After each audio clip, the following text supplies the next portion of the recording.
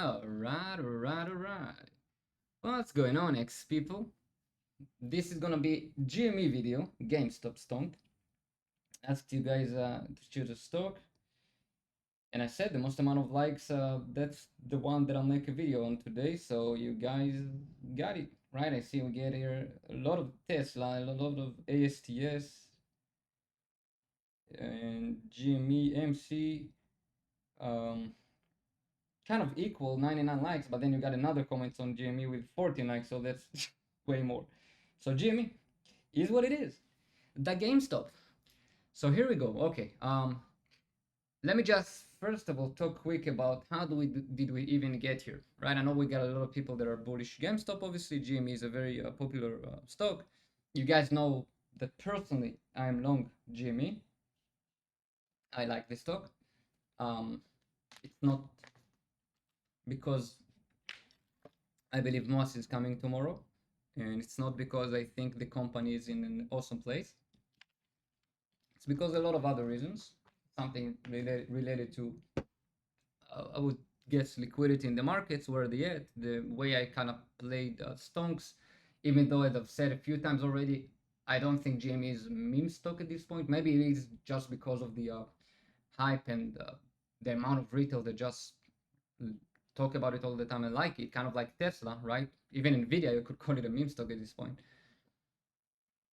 But um, but yeah, I've talked about the fundamental side of things. I do think they have to improve gross profits, and it doesn't matter if they have cash. It literally means nothing in this environment. Cash is not as king as it used to be.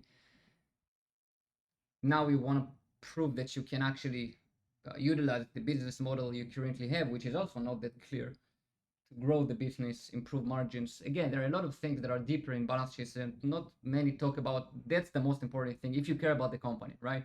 Which I do. I love games. I love GameStop. So I root for them, obviously, besides the retail side of things. So that's a bit about overall for anyone who doesn't know, right? And obviously, what I care about mostly is flows, option flows. That's what moves the stock. That are how they control the stock, the dealers, market makers, everything. It's not retail, has zero power. Even if Roaring Kitty tweets here and there, he can start something maybe, but he also knows what he's doing.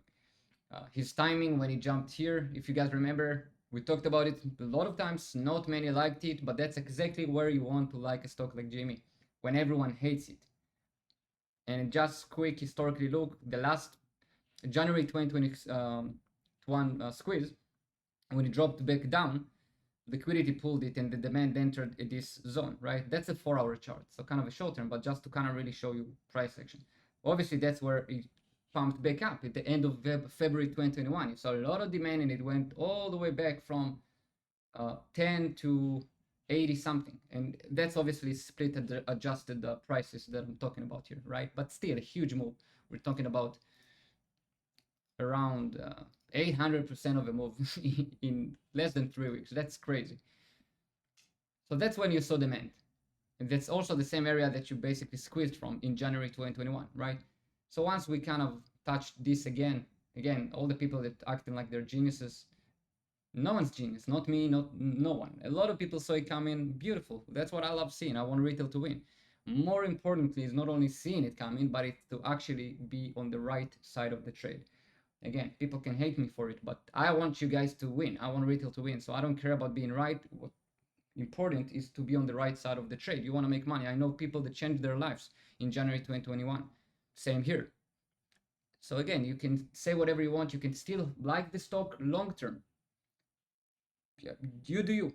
Personally, I don't care if you like the stock. I don't care if you hate the stock. I don't care if you're long, short, buy calls, sell calls, buy puts, sell puts, buy iron condors, vertical spreads, calendars, butterflies. I honestly don't care. What I care is about people educating themselves and understanding better how to be on the right side of everything we do. So again, enough mumbling. Let's talk about it. Okay. So again, the same demand area that I just talked about. That's obviously where we pumped back here, back in April of 2024. Okay. So it's not that it wasn't this hard to kind of I guess predict or kind of take the risk reward bet on. which is why I've said I'm long. I have a pretty good average, so I don't mind staying long. I am selling covered calls on my positions. Yeah, every time IV or IVP kind of pops above a certain point, that's how I like playing it. That's how I do it. You can always scale back in or adjust, but that's personally how I do it. Just gotta take advantage. Unfortunately, a lot of retailers hyping and still buying to open low DTE calls, which again they'll be right one time, but this mentality will eventually lead to more losses than wins. That's just truth, whether you like it or not. Especially on a stock like GME that is very, very volatile. But obviously, if you guys can time it one time good enough, that's thousands of percentages. We had members in the Discord, flow trading Discord, that are long shares only. They made a killing back here in May 2024. Like they made a killing, thousands of percentages on calls. So I can't argue with that. That's huge. That's a big success. That's a huge trade. Good for them.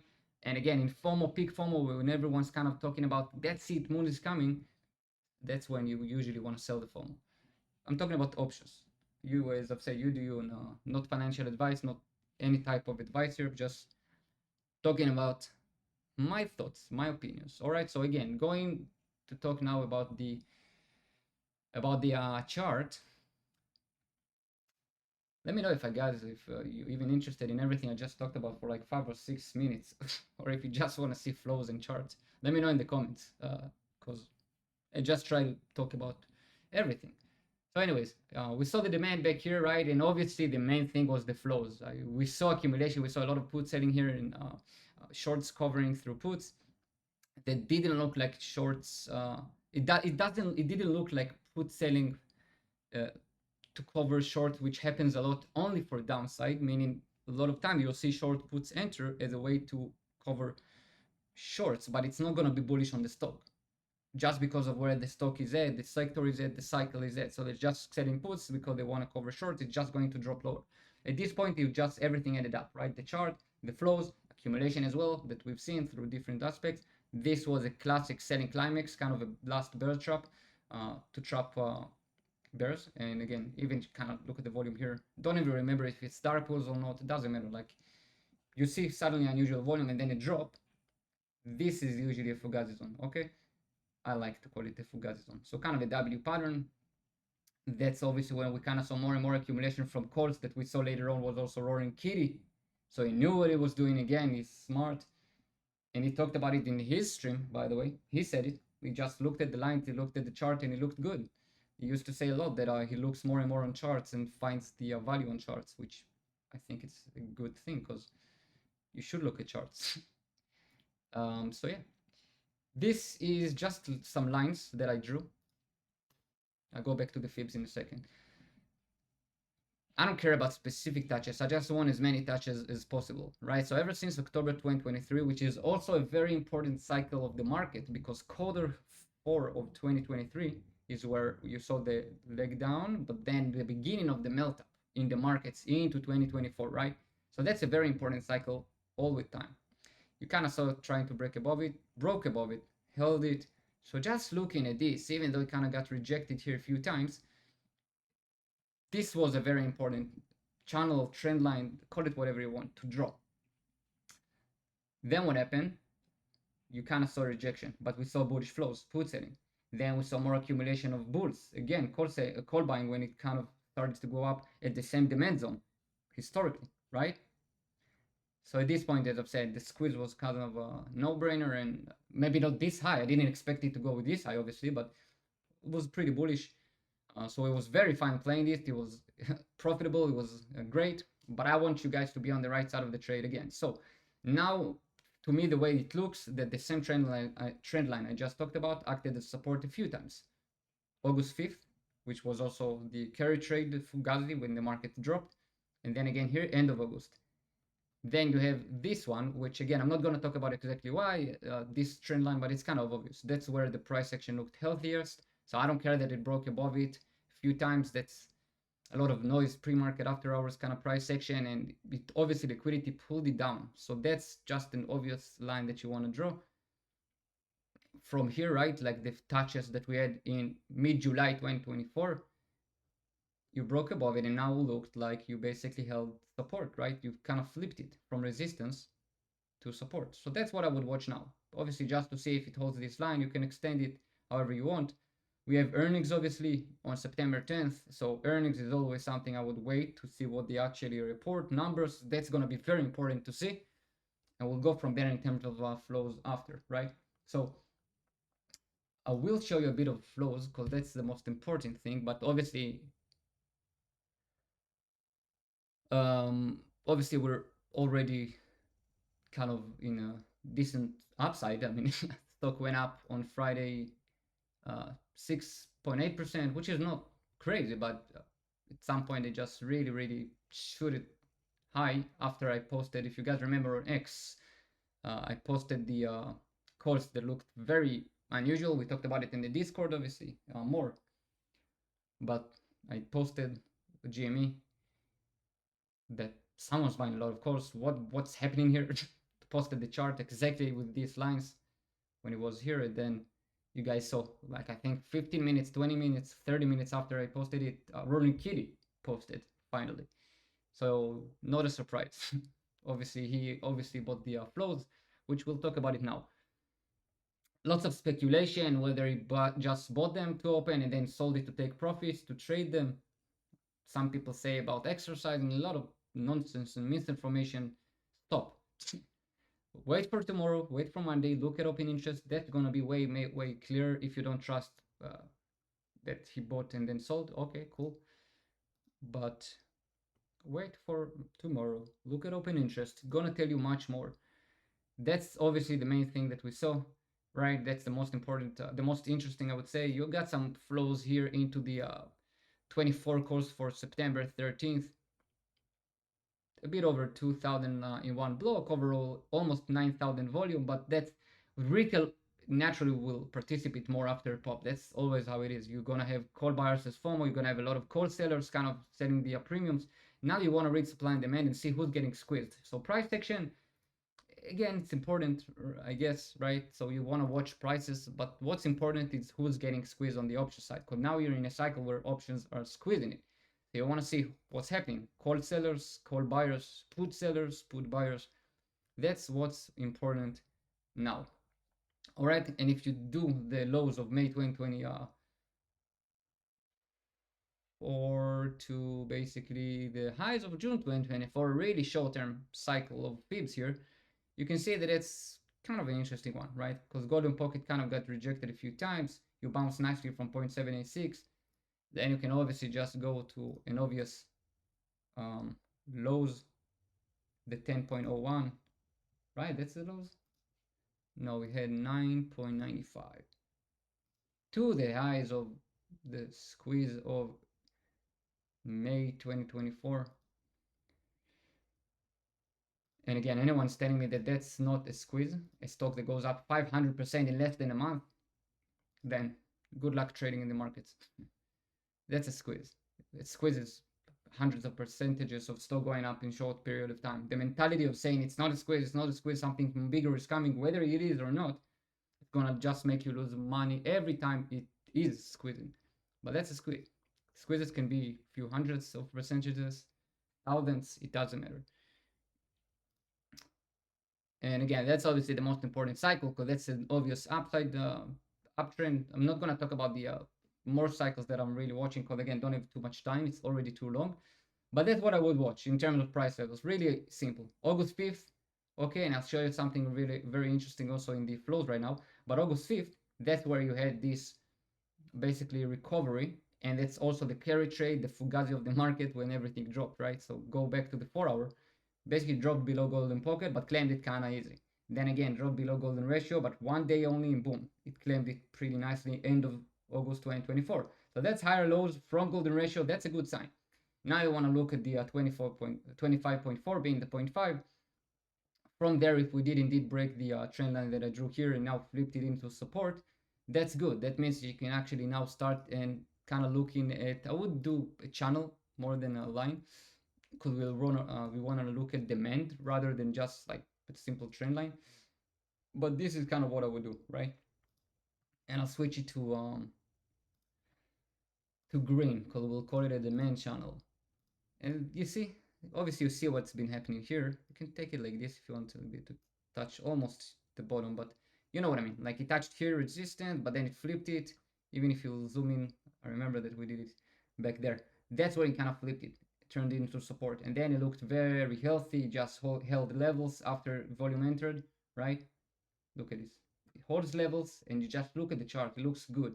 Higher lows every time, decreasing volume, but the chart looks good, kind of triangling, and then obviously boom, it popped. And now the same channel, August 5th pumped, end of August pumped. Now you're beginning of September and it looks again good. And if I go to the flows, as I've said, this is kind of the short-term thing that you want to look at, and especially earnings. Let's wait to see what they report. Obviously, it's more important, the most important thing, right? But that's how GME starts, guys. It's you got on August 5th what I wanted you to see. A lot of $30 puts, which is in the money puts for August OPEX. Low DTE, because that's only 2 weeks. But if you open the contract, they incepted it, meaning they created the contract back here, mid-May. Then what they did, look at the bid side, shorted a lot of puts throughout the top, local top. Shorted puts, shorted puts, shorted puts, look at the bid side. And then they bought it back, boom, look at the volume here. They bought it back right at the top at August 5th. So that's not puts to hedge. They're not the gents necessarily. This is the dudes that probably incepted the contract. So they bought puts, they shorted puts, sorry, as a hedge again underlying stock position. Again, remember guys, options are hedging tools. They're not trading tools. So they hedged underlying stock position. They literally closed it at the bottom. So they bought back the puts. So what you want to look at is the fact that they closed the puts.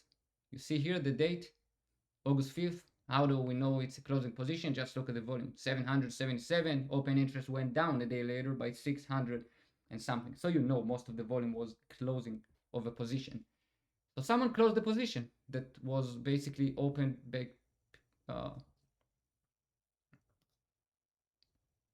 back here, right? Earlier, before, in June and everything. And you can literally see that the biggest volume was when the contract incepted, May 15th. What happened on May 15th? This, after the huge pump. All right, so again, makes sense. Perfect time to do it. That's when they close position. And then I'll give you some more hints here for next cycle, just so you guys know. Okay, the in the money ARB, that's a lot of ARB. They're taking advantage of Greeks and kind of, again, underlying stock position related. But they did it right here on July 30th. It's not going to show us because it's a 90-day contract, but I can show you. You see? Bid side. And then again right here on May 23rd. Wait. Oh, sorry, of course we have it. Of course we have it. So here it is, July 30th. And look at here, local top, May 23rd. You see? That's a lot of puts, in the money puts, $18 million traded of premium this day. So again, that's usually what you want to see. Again, even though it's ARB, it's usually what you want to see. Obviously, we talked about already the bullish flows and everything we've seen when it was way cheaper after it squeezed, before it squeezed. So that's that. Remember, guys, buy the flows, sell the FOMOs. That's how we do it, guys. So now that's the price levels to watch. Again, it's looking pretty good here. We do want to see what happens on earnings. Everything in terms of price action is kind of fugazi, so I wouldn't put too much attention to it, to be completely honest.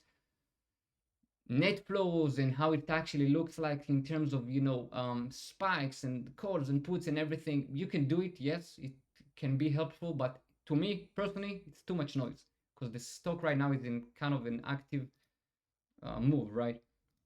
So to me, just too much noise. Already followed it. It's not how I trade it, like day by day. I don't buy calls on this. I don't buy puts. I don't trade it on these time frames. I'm long shares and I'm looking to sell covered calls on IV spikes when it's actually getting expanded to a way when IVP gets over historical highs. And you're just looking at the compression right now, which TTM squeeze also kind of alerting you that you're getting into squeeze territory potentially soon. We're not there yet, right? But it could happen soon. So that's what obviously I also want to watch.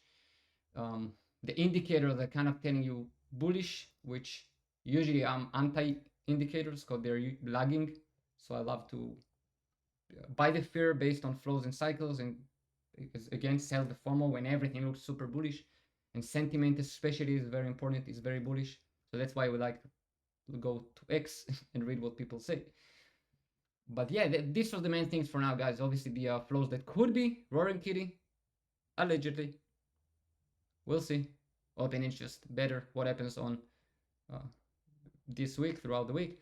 If you guys want me to update you more on GME, let me know. Again, I promise to make a video about the more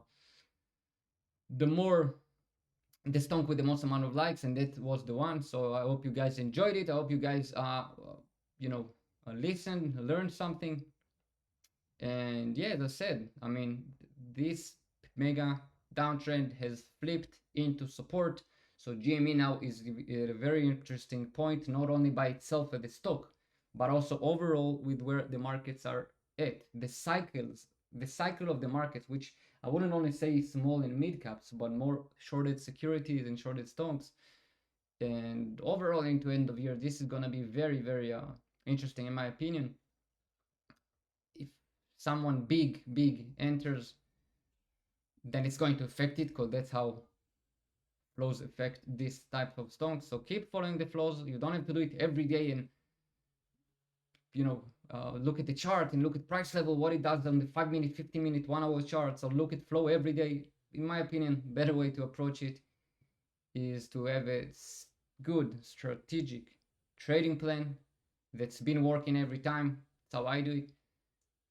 And just go about your day, enjoy your day, watch markets, and root for the stock or whatever. But you want to, you want to kind of stare at this less. You want to have, exactly what happens. So I know what I'm gonna do if it goes down. I know what I'm gonna do if it goes up. I care less what it's going to do, right?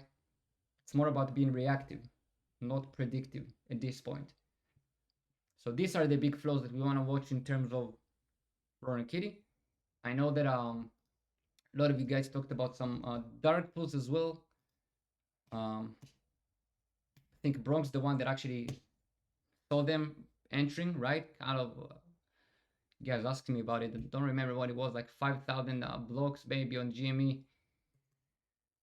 The thing with dark pools is that they're basically doing it to kind of, avoid liquidity and avoid volatility in the lead exchange. So for me, I'm more interested in big size, and again, on GME, that's usually not relevant dark pools unless we at the local top or local bottom after big moves, or unless they're accumulating, and then you see a stop of dark pools for a few weeks, I would say, right? That's how it is. But it's still pretty interesting, the specific blocks that you guys talked about. So you can, if you want to look at this price level more, I wouldn't pay too much attention personally, right? But it's obviously one of the factors. It's one more thing that you want to look at. Just like everything, anything that can help is welcome. That's how you want to approach everything, right? So yeah, that's it for now. What I'm gonna look and what I want to watch right now is the option sellers. So I want to see if post earnings, I don't care if they report good numbers, bad numbers. Honestly, don't care in terms of price action. I mean, I think it's a noise and fugazi short term. Long term, obviously, it's super important. You want to see what the company actually reports, right? But short term into end of year, what I care about is after Ivy drops, contracts, and reverts to the mean, what happened with flows? Are they going to sell puts or sell calls? If they're gonna enter and be buyers of options, which should be kind of the smart thing to do after Ivy contracts, if they go in long options, then again, that just makes a lot of sense to buy options when Ivy contracts. So when Ivy contracts, it just makes sense, right? That's the smart thing to do. Exactly, this is why I want to look at the opposite. Again, not to confuse you, but if it makes more sense to sell options now before Ivy drops, then I want to see what big money is doing with options selling when Ivy is lower. Okay, because that's exactly the point, that if they do it, it means that they actually really want to sell a specific type of a spread or a put or a call to hedge underlying stock. So that's what I would watch. Green channel right now like this. That's the downside. It kind of flipped into support, so it is looking good. But again, you got a week with earnings and a lot of things. If you break out of this orange trend line again, then yeah, you could see lower lows potentially. As I've said, be reactive. Don't try to predict too much. It's not how you want to make money here. If that's your goal, right, to make money, I don't know. Some just want to hold it all life, and then in this case, if that's what you want to do, I guess really watch earnings, gross profits. They need to talk about their plan. They gotta have a plan. I mean, they just need to have a plan. They gotta have a plan, guys. I'm sorry, but it's crypto marketplace and everything. It looks good. It sounds good, but that's too much speculations. If you really want the stock to go up, you need. I know everyone's talking about the shorts, big shorts. Okay, you also want being longs to long the stock for a fundamental deep value potential. And I'm not saying it's not there. There is deep value potential, but earnings has to improve. They have to show something. So that's it for now. A week with earnings is always an important week to watch the numbers they report, to watch the flows. Keep following your plan, keep following the flows, and that was a 30-minute video on GME, which I hope you guys enjoyed. As always, not a financial advice, not a tax advice, nothing here is advice. Everything I talk about and we talk about in Flow Trading Discord, which we are active every day all the time, so that's what we do. Follow flows, market cycles, talking about trading ideas, talking about investing ideas, but everyone for themselves. We don't pump anything, we don't tell anyone what to do. So all we do in Flow Trading Discord, all we do in Flow Trading overall, and all I do is share opinions, and everything I talk about is for educational and entertainment purposes. So I hope you guys enjoy the video. Much love. Hit the like if you like it, so I'll know that you liked it. Feel free to ask questions or share your opinions. And from there, as I've said, simplify things, my friends. Simplify the stonks. Don't get too emotional when you don't need to. Have a plan from now on whatever happens, and make sure that you're not right to scream I was right on Twitter, but make sure that you're on the right side of the trade. All right, there's a lot of nonsense going on with this community, GME community, but the potential is huge. But seriously, it's a great community with all the bad in it. It's a great community. Start being smarter and understanding the people that are helping you and the people that are there to just try to, pump things with no actual opinions. You don't need to be noisy, you don't need to be loud, you need to be chill, you need to be kind. Don't take it as weakness, right? Take it as confidence, and you need to be, again, right, eventually, more than wrong. And this is how we gonna help retail. So that's it from me here, guys. Feel free to ask questions, and I'll see you all on X, everyone from Flow Trading Discord. I'll see you on the cord. As always, much love. Appreciate you guys for watching. Enjoy the rest of your Sundays, and peace out. This is the way.